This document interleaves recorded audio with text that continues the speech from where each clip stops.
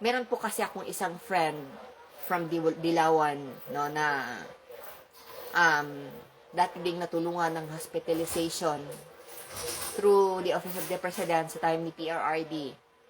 Na-konsensya ka siya, and then sinabihan niya ako na it was Speaker Romualdez who funded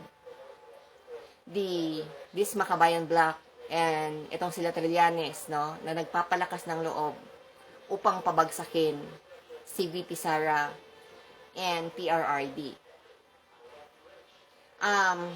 Ako po ay nagre-remind lang na hindi Romualdez ang nagpapanalo sa kay PBBM.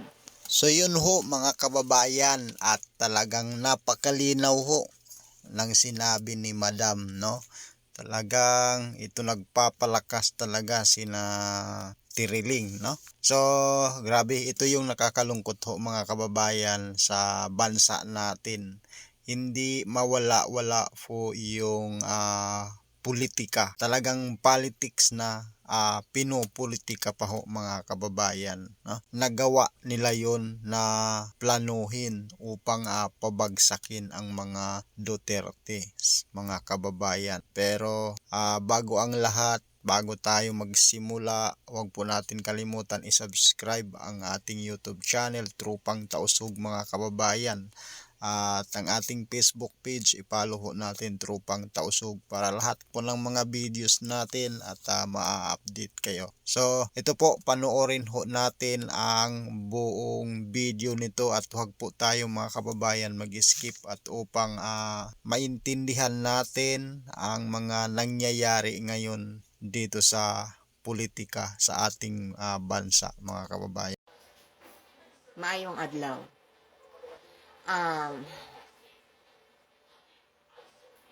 Way back 2017, ako po yung nag-expose sa grupo nila Trillanes na nag-hire ng fake witness upang pabagsakin si PRRD. But sadly, ako na rin po ang naiwan. Ito nga po yung sinasabi na the last standing is a woman. And kasama ko rin ang PNP-CIDG with this CIDG-MCIU nung nagkaroon ng pag-file ng kaso at investigasyon laban sa Makabayan Block. At alam ko na maraming naging biktima. Nagkaroon ng gulo, no? Between itong si Speaker Martin Romualdez, no? Na masasabi kong napaka-wrong move from conniving sa Makabayan Block at saka kay Trillanes, no? Walang reportan, ha? Yan ho mga kababayan, napakalinaw. Nakipag-conniving sa mga Makabayan Block, no? Gusto ko lang po kasi kayong i-remind, okay? That if not with the Duterte, kami pong mga sumusuporta kay VP Sara at kay PRRD, kay Tatay Digong, hindi po kami susuporta at boboto kay PBBM. Hindi ko talaga suportado ang destabilization group. It is because mismo sa bibig ni PRRD, sinasabi niya lagi na to support PBBM. Pero po, no, meron po kasi akong isang friend from Dilawan, no, na dati ding natulungan ng hospitalization through the Office of the President sa time ni PRRD. Na-konsensya ka siya, and then sinabihan niya ako na it was Speaker Romualdez who funded this Makabayan Block and itong sila Trillanes, no, na nagpapalakas ng loob upang pabagsakin si VP Sara and PRRD. Ako po ay nagre-remind lang na hindi Romualdez ang nagpapanalo sa kay PBBM. But it's the Duterte. At if not, with this PRRD, hindi mauwi ang labi at mailibing si Apo Lakay dito sa Pilipinas. Bilang isang Pilipino, no, pagod na po kami. Ito masyadong pamumulitika.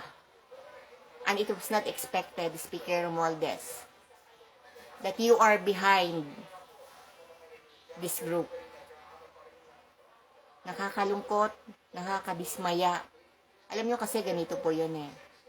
If we protect PBBM, because ang alam namin, it was this administration will protect PRRD. Tapos sasabihin ako ng mga troll mo na sumusuporta ako ng mamamatay tao.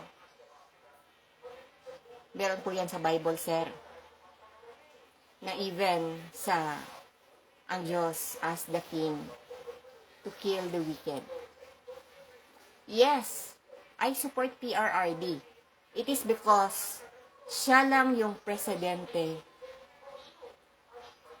na is willing to go to hell.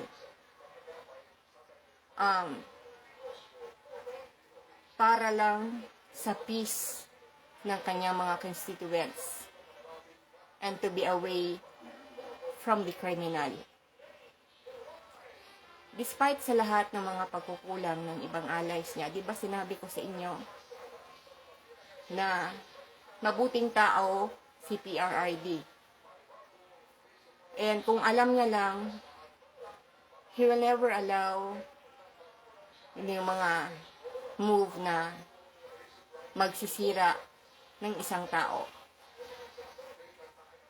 But still, no, talagang namuo sa inyo ang pamumulitika at ambisyon, no? At sana, sir, no, as I've heard that your wife is behind recruiting sa mga trolls and paying 10K per video. Kung minsan man akong pumanig sa'yo, it's not because of you. I am defending the credibility of VP Sara. And now I know na nagkunayb ka sa Dilawan, no? No wonder, no, na ang galing nyo, no, sa fabricating lies and evidences. Nakakalungkot, no, because kung paano namin ipinaglaban si PBBM kahit sa kapwa naming DDS.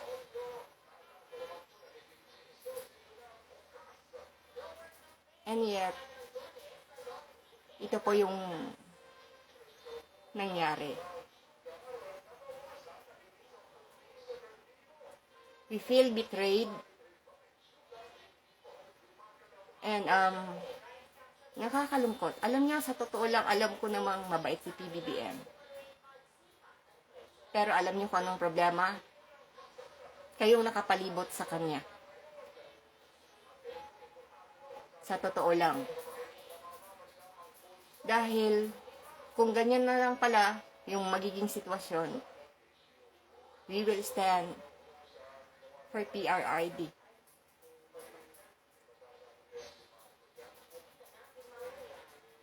Nakakalungkot on how we effort to protect PBBM na inaaway pa na rin namin yung kapwa naming DDS. Tapos ganyan yung nangyari. The source is very reliable po. Reliable. At may credibility. And we are so sad about that. Always remember na meron ding nagleni Sara. Kung may hawak ng Dilawan ngayon, meron ding nagleni Sara.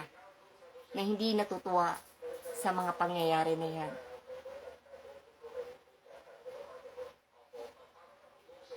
please sir, don't forget that kung hindi dahil sa mga Duterte, walang Marcos. And that is true. Even Senator Amy Marcos and even, loyal yan si Daryl Yap, admit na malaki ang utang na loob kung tutuusin ng mga Marcoses sa mga Duterte. Ayaw namin idamay si PBBM. Pero, kung ito na po talaga yung picture ngayon, we will stand and protect PRRD. Dagan salamat at mahalin natin ang Pilipinas. So yun ho mga kababayan, at narinig na ho natin ang sinabi po ni Madam, no?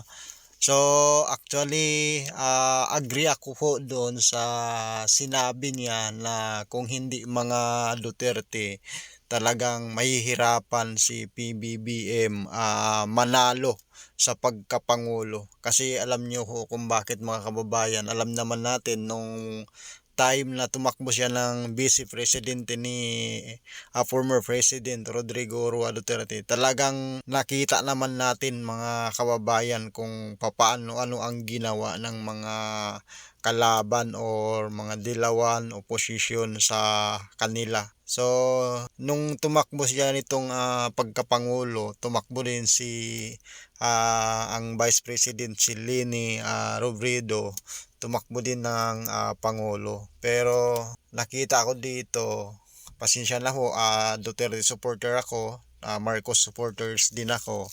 Pero yun ho yung nakikita ko, talagang nang dahil ho sa mga Duterte na nanalo ho si PBBM. Kasi alam nyo kung bakit. Sa Comelec pa lang ho mga kababayan, napakatindi ho bago sumapit yung eleksyon, no, sa loob ho ng Comelec. Talagang ang dami ho pangyayari naganap dyan sa loob ng Comelec bago sumapit ang eleksyon. So isa naman yun, tinitingnan ko ho ang gulo, no? Kung hindi dahil doon, malamang hindi pa ho maging pangulo si PBBM kung hindi dahil sa mga Duterte. Kaya napakalaking talaga mga kababayan, sa mga mga kakakaliwa pa lang mga kababayan, talagang mahihirapan sila. Kasi alam mo kung bakit yung pang-brainwash po nandoon ho talaga, nandyan hanggang ngayon, no? Marcos, ganyan, grabe. Nakikita, naririnig naman natin kung ano ang ginagawa nila, paninira nila sa mga panahon pa ng martial law mga kababayan. Yan ho ang tinatatak nila, nila sa mga kabataan, pinang-brainwash nila sa mga kabataan hanggang ngayon, yung martial law na yan mga kababayan. Kaya yung bansa natin, hanggat nandyan, nakakaupo sila, nandyan sila sa loob ng ating pamahalaan, talagang mga kababayan, hirap po ang bansa natin.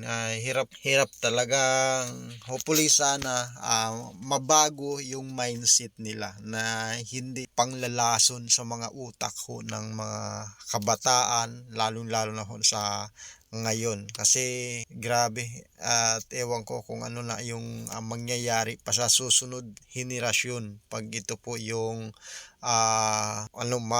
mapapa-implement nila or maging malakas sa bayan natin yung panlilinlang, yung mga pang-brainwash mga kababayan. But hopefully sana ngayon at marami na rin mga kabataan na natuto at nakapag-isip na, namulat na yung mga kaisipan, no?